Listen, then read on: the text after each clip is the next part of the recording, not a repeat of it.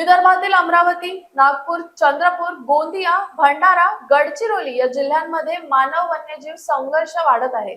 यावर विधानसभेत विदर्भातील आमदार आक्रमक झालेत। बिबट्यांचा शहरात वावर, हत्तींचा धुमाकूळ आणि वाघाची दहशत यावरून विधानसभेचे कामकाज बुधवार 25 मार्चला चांगलेच गाजले।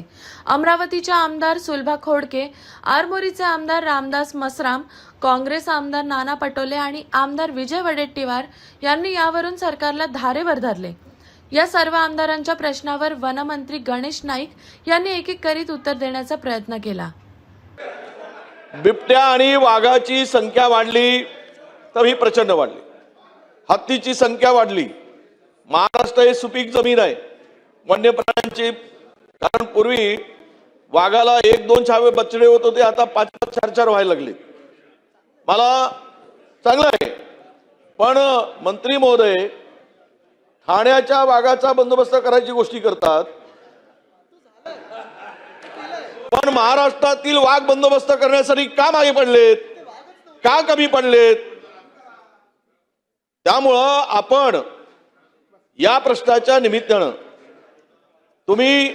मी काल जो प्रश्न वेळेवर उपस्थित केला, तुम्ही विदर्भाला पूर्वी जो निधी मिळत होता तो निधी आता आम्हाला मिळत नाही, म्हणून आपल्याला पुनश्च या प्रश्नाच्या निमित्तानं जे वाघ बिबटे गावात येत आहेत, चारही बाजूनं तीनही बाजूनं जंगल वेढलं आहे, आणि मी तुम्हाला सांगतो गावात कुत्रे एक दिसत नाही, सगळे कुत्रे उचलून नेलेले। जेवढी कुत्री आहेत एकही शिल्लक ठेवला नाही गावात। आमच्या मतदारसंघात जे गावाला जंगलाला लागून आहेत गावं पूर्ण साफ करून टाकले। बकऱ्या उचलून घेऊन चालले, बिबट्या घेऊन जातो गोट्यात येऊन, म्हणून आम्हाला गावाच्या बाजूनं बार्बेट वायरचं कंपाऊंड करायसाठी निधी उपलब्ध करून देणार का?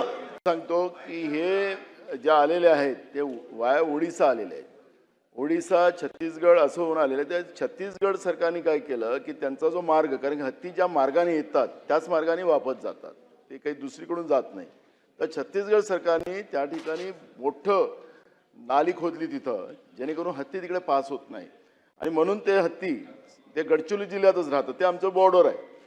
त्याच्यामुळे छत्तीसगड सरकारला, कारण की योगायोगानं तुमचं सरकार तिकडे आहे, की हत्ती तिकडे पास होण्यासाठी आपण त्या समजा राज्याशी संबंध केला आणि ते हत्ती जाण्याचा मार्ग मोकळा करून दिला, तर ते हत्ती आपल्या इथं नाही तर ते मुक्काम आहेत गडचिरोली जिल्ह्यात। गडचिरोलीतून मग गोंदियात येतात, भंडाऱ्यात येतात, आणि आता ते पुढच्या काळात नागपूरला पण जातील मुख्यमंत्र्याच्या गावाला। त्यामुळे हत्यांचं ते, आणि इतकं खतरनाक असं ते वाघ परवडला पण हत्ती परवडले नाही। आता 32 संख्या झाली, त्यांची संख्या वाढत चाललेली आहे। हे आले त्यावेळेस 26 होते, आता 3 वर्षात हे 32 झाले। त्यामुळे यांचं वाढ मोठ्या प्रमाणात होत आहे, आणि जितका यांचं झुंड वाढेल तेवढंच मानव जातीला आणि सगळ्या पिकावर त्याचा मोठे परिणाम होतील। तर आज मोठ्या प्रमाणात हत्यांचा फार मोठा धुमाकूळ सुरू आहे। आता मला रात्री म्हणजे काल रात्रीला फोन आलं की 35 हत्यांचा कळप त्या शेतामध्ये आहे, आणि अशा वेळी जेव्हा शेतकऱ्यांचं नुकसान होतं ते नुकसान भरपाई अत्यंत तुटपुंजी अशा पद्धतीनं आहे।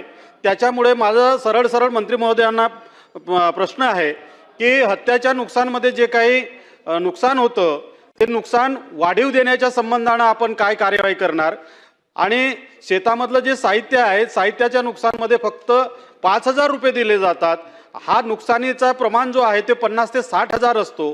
यावर आपलं काय उपाययोजना करता येईल, आणि हत्याला कायमस्वरूपी आमच्या गडचिरोली जिल्ह्यातून हाकलण्याच्यासाठी काय आपण उपाययोजना कराल ते या ठिकाणी आपण सांगावं। मी वाटते की आमच्या अमरावती शहरामध्ये शहराला लागून पोहरा जंगल आहे, आणि पोहरा जंगलाला लागून असणारा जो एरिया आहे की त्या ठिकाणी आजही आहे, संध्याकाळी 6 नंतर त्या एरियामध्ये आपण जातो। मंगलधाम एरिया असेल, 500 क्वार्टर असेल, वडाईचा एरिया असेल, हा आमच्या अमरावतीमध्ये पोहरा जंगलाला लागून मोठा हा भाग आहे, आणि वस्ती इतकी वाढलेली आहे की त्या ठिकाणी संध्याकाळी 6 नंतर लोक घराला दाराला कुलपं लावून आतमध्ये राहतात। त्या एरियामध्ये जाण्याचं धाडस करत नाही, ॲटो जात नाही, रिक्षा जात नाही, काहीच नाही। तिथल्या लोकांची खूप मोठी समस्या आहे।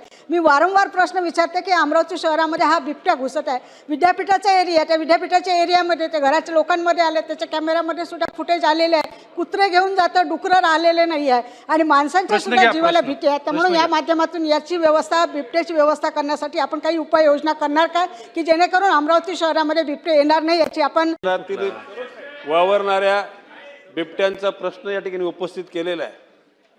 वन खातच नाही तर त्या ठिकाणी ग्रामविकास खात्याचे ग्रामसेवक, तलाठी, तिथले लोकल पोलीस, विविध प्रकारचे ग्रामपंचायत सदस्य, पंचायत समिती, जिल्हा परिषद, आमदार, खासदार या सगळ्यांचा त्याच्या ठिकाणी सहभाग घेऊन या बिबट्यांना नियंत्रित करण्याचा आणि लोकांचा जीव सुरक्षित ठेवण्याचा वन खात्याचा विचार आहे.